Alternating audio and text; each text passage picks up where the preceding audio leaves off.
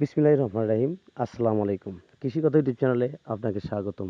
এই মুহূর্তে যে যেখান থেকে বসে আমার এই কৃষিকথা ইউটিউব চ্যানেলটি দেখছেন, সবাইকে আন্তরিক শুভেচ্ছা জানিয়ে শুরু করছি আজকের ভিডিও। দর্শক, হাঁস পালন করতে গেলে, হাঁসের ডিম উৎপাদন করতে গেলে হাঁসের খাবারটা খুবই গুরুত্বপূর্ণ। যদি খাবার সস্তাতে তৈরি করতে পারেন বা শামুক ক্রয় করে খাওয়াতে পারেন, তাহলে আপনি হাঁস পালন করে লাভবান হতে পারবেন। হাঁসের যদি পর্যাপ্ত পরিমাণ খাবার দেন, তাহলেই কিন্তু হাঁস আপনাকে পর্যাপ্ত পরিমাণ ডিম দেবে। এটাই কথা। হাঁসের খাবারটা যদি পরিপূর্ণ না দিতে পারেন, তাহলে কিন্তু সেখান থেকে আপনি পরিপূর্ণ ডিম আশা করতে পারবেন না। তাই হাঁস পালন করতে ডিমের হাঁসের জন্য খাবারটা খুবই গুরুত্বপূর্ণ। দর্শক, বিগত দিনগুলোতে আমি অনেক কমান্ড বা অনেক কথা আপনাদের কাছ থেকে শুনছি বা আমার ইস্যুতে কমান্ড পেয়েছি ভিডিওতে। সবাই বলছে যে শামুক সংগ্রহ করার জন্য ক্রয় করে নিয়ে যায়, কিন্তু নেওয়ার পরে শামুকটা মারা যায়। কেন মারা যায়? শামুক মারা যাওয়ার কয়েকটা কারণ আমি আপনাদের কাছ থেকে বলবো। সেটা সেটা যদি আপনারা ফলো করেন, তাহলে আপনাদের শামুকটা মারা যাবে না। যেমন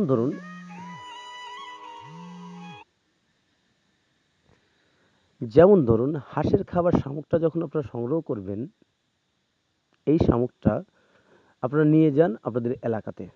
একটা জিনিস খেয়াল করেন, আপনাদের এলাকা থেকে আপনি যখন শামুকটা আপনি 10 ঘন্টা বা 12 ঘন্টা পরে হাঁসের জন্য শামুকটা সংগ্রহ করবেন বা নিয়ে যাচ্ছেন, তখন আপনাদের খেয়াল করতে হবে এই পানির যে পোকাটা, পানির যে শামুকটা, সেটা আপনি যখন নিয়ে যাচ্ছেন আপনি পাচ্ছেন না, মানে পানি দিতে পারতেছেন না বা পানি নাই। এক্ষেত্রে কিন্তু শামুক মারা যেতে পারে। আরেকটা কারণ হচ্ছে, শামুক একটা নির্দিষ্ট বয়স আছে। এই বয়সের শামুক বা পরিপুষ্ট শামুক যদি আপনারা সংগ্রহ করেন এবং সেই শামুকটা যদি নির্দিষ্ট জায়গায় নিতে পারেন এবং মাঝে মাঝে গাড়িতে পানি দিতে পারেন, তাহলে আপনার শামুক মারা যাবে না। তা না হলে আপনার শামুক মারা যাবে। এটাও একটা কারণ। দর্শক, আপনারা যখন শামুকটা সংগ্রহ করেন, শামুকটা সংগ্রহ করার পরে আপনারা নিয়ে যান বাসায় নিয়ে যাওয়ার পরে অমনি একটা ঘেরের মধ্যে ঢেলে দেন। আপনাকে খেয়াল করতে হবে, যেখানে আপনি ঘেরটা করছেন ওই জায়গাটা যদি আপনার না থাকে, কাদা থাকে বা সমস্যা থাকে, কাদা থাকে, সেক্ষেত্রে কিন্তু ওখানে অনেক গ্যাস সৃষ্টি হবে, সেক্ষেত্রে শামুক কিন্তু মারা যাবে। দর্শক, এটাতেও বোঝা যায় এক্ষেত্রে আর শামুক এইভাবে মারা যেতে পারে। আর একটা লক্ষণ করা যায়, সেটা হচ্ছে শামুকটা যখন আপনার গাড়িতে নিয়ে যান, তখন নিয়ে যাওয়ার পরে কিন্তু আপনারা দেখেন যে ওইখানে শামুকের গায়ে অনেক কাদা আছে। এদিকে আপনাকে খেয়াল করতে হবে। কেন? কারণ আপনাকে যখন ঘেরের মধ্যে শামুকগুলো দিবেন, এটা করতে হবে যে ওই শামুকগুলো অন্য জায়গাতে নেওয়ার পরে, পরিষ্কার করার পরে, মানে কাদাগুলো শেষ করে দেওয়ার পরে সেই শামুকটুকু যদি আপনি ঘেরে রাখেন, তাহলে কিন্তু নষ্ট হবে না।